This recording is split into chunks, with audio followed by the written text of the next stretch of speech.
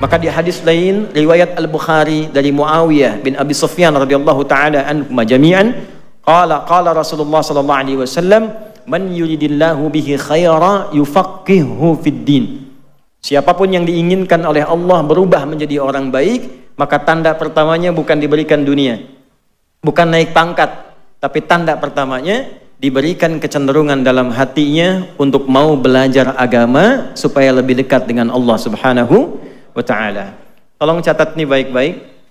Wa innal malaikata, dan tanamkan pada hatimu yang paling dalam, jangan ragu. Sejak engkau berangkat, duduk, menunggu, belajar sampai pulang, Allah perintahkan para malaikat khusus la tadau ajnihataha, untuk membentangkan sayapnya, ridhan li talibil ilmi, untuk memberikan ridha para malaikat kepada setiap penuntut ilmu.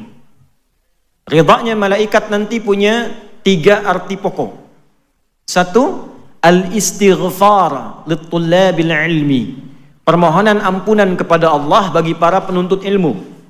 Karena itu para ulama terdahulu, kalau ada orang konsultasi ingin taubatnya cepat diterima oleh Allah, di antaranya diberikan 2. 1, tingkatkan bakti pada ibu. Yang kedua, diminta cari majlis ilmu.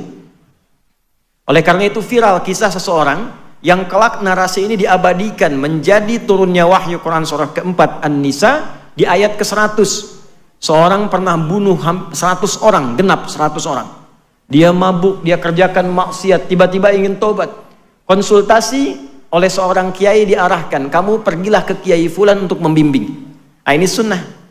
Tidak bisa semua kiai itu menguasai segala bidang. Karena itu saling mereferensikan. Yang ini ahli hadis, orang ingin belajar tafsir, referensikan, belajar pada kiai fulan. Ya, jangan dicegah, jangan dikondisikan pada satu pihak sehingga ketika ini keliru ada yang membenarkan. Maka diarahkan pada kiai dimaksud, berangkat dia.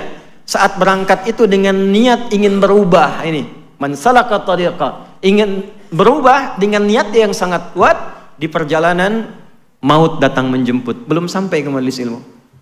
Thumma yudrikul maut, tiba-tiba maut datang, baru lebih sejengkal dari perjalanan itu. Jadi kalau jaraknya 100 meter, dia baru 50 meter plus 1 jengkal, belum sampai ke tujuan. Tapi karena di jalannya, tapak kakinya dia niatkan untuk mendapatkan ampunan Allah, dia istighfar di jalannya, itulah kalimat pertama yang menggugurkan seluruh dosa-dosanya. Dihapuskan dosanya, lebih sejengkalnya menjadi amalan baru bagi dia. Maka taubatnya diterima, dosanya digugurkan, dan dengan amalan sejengkal dimasukkan ke dalam surga Allah Subhanahu wa ta'ala. Wa may yuhajir fi sabilillah yajid fil ardi maraghaman katsiran wa sa'ah. Wa may yakhruj min baitihi muhajiran ila Allah wa rasulih thumma yudrikul maut faqad waqa'a ajruhu 'ala Allah. Siapapun yang mau merubah dirinya, datang ke pengajian ingin merubah diri, bukan ingin update status, bukan ingin cari konten supaya nambah subscriber, tapi betul-betul ingin merubah diri supaya lebih dekat dengan Allah. Lalu dia berangkat. Kalau dari dia belajar berpengaruh sampai kembali dia berubah, maka Allah berikan perubahan pada dirinya. Tanda pertamanya, Allah berikan keadaan hati yang lebih tenang dari sebelumnya.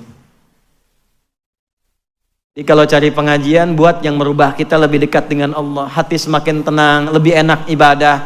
Kalaulah kemudian dia meninggal, dia keluar, belum sampai ke tujuan, meninggal di tengah jalan, thumma yudrikul maut faqad waqa'a ajruhu 'ala Allah. Pakai fa, harfu atfin rabitin baina syai'aini bila hudud. Huruf penyambung 2 peristiwa tanpa jeda. Peristiwa pertama berangkat dari rumah mau ngaji, peristiwa kedua datang kematian, belum sampai meninggal. Digabungkan, saat meninggal itulah aku tuliskan, kata Allah, aku perintahkan malaikat, tuliskan pahalanya, gugurkan dosanya. Nah, ini yang menjadikan orang tadi bernilai di hadapan Allah. Sekarang saya balik tanya nih, ada yang pernah bunuh orang nggak di sini? Mumpung ada polisi tadi itu di luar tuh. Tidak ada. Ada yang sering mabuk? Tidak ada. Ada yang zina? Tidak ada. Anda bisa bayangkan, orang yang pernah bunuh 100 orang, kriminal hidupnya, datang ke majelis ilmu, di tengah jalan meninggal, diampuni dosa, masuk surga. Anda belum pernah bunuh orang, tidak larut dalam kemaksiatan, Sudah ditempatkan di tempat ini, Allah yang pilih Anda. Saya nggak kenal Anda pada umumnya. Siapa yang gerakkan Anda sampai di sini? Kalau Allah sudah berkenan Anda datang di sini dan Anda belum mau berubah, dengan cara apa lagi diarahkan jadi orang baik? Itu hal pertama yang paling penting tanamkan pada diri kita. Syukuri ya akhi. Ikhwan, bersyukurlah. Alhamdulillah, siang panas, orang waktunya tidur, makan, istirahat. Anda kok mau ngaji gitu? Ada yang dari pagi di sini saya dengar. Ada yang dari subuh. Tuh. Padahal saya masih di Sidoarjo dari subuh. Ya, siapa yang gerakan Anda mau ke sini? Kalau dengan semacam itu Allah sudah gerakan, belum terfikir Anda untuk berubah, maka dengan cara apa lagi difasilitasi? Karena itulah, mari kita mulai kajian kita dengan singkat dan padat. Bagaimana membekali diri supaya lebih bersemangat untuk menjadi pribadi yang lebih baik. Inilah materi yang coba kita uraikan jika ujian itu terjadi. Itu temanya ya. Nah, maka hadapilah